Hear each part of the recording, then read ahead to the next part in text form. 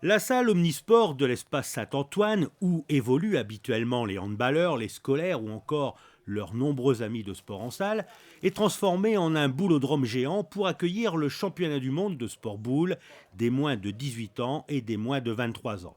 Mais un tel aménagement ne se fait pas au hasard. Il existe des règles afin que l'espace de jeu respecte les normes en vigueur, mais aussi pour en assurer le spectacle, pour permettre aux acteurs de réaliser prouesse sur prouesse.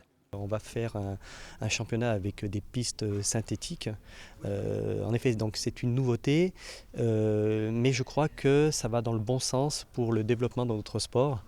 Et d'habitude, donc, les championnats se font dans des boulodromes qui remplissent un cahier des charges. Nous, on le fait dans une salle des sports, donc, où il a fallu donc, configurer donc, ce boulodrome par rapport donc, au contexte de la salle.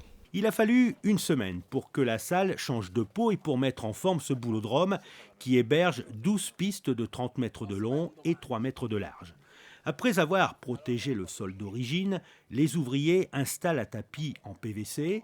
Il faut un rouleau de 400 kg pour chaque piste. Installés, les tapis sont ensuite recouverts d'une fine couche de sable concassé qui vient d'Italie. 6 tonnes de sable sont nécessaires. Le sable arrive par sac de 30 kg.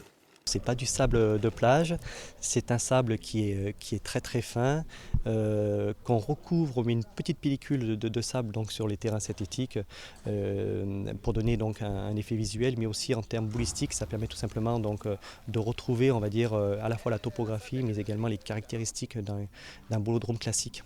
La Principauté a déjà accueilli 6 championnats du monde, mais c'est la première fois qu'elle organise un mondial dédié aux jeunes. La place de Monaco dans le sport de boule, on arrive à se situer entre le 5e et le 6e rang. On a fait beaucoup d'efforts, on a mis en place depuis plusieurs années donc une politique de formation.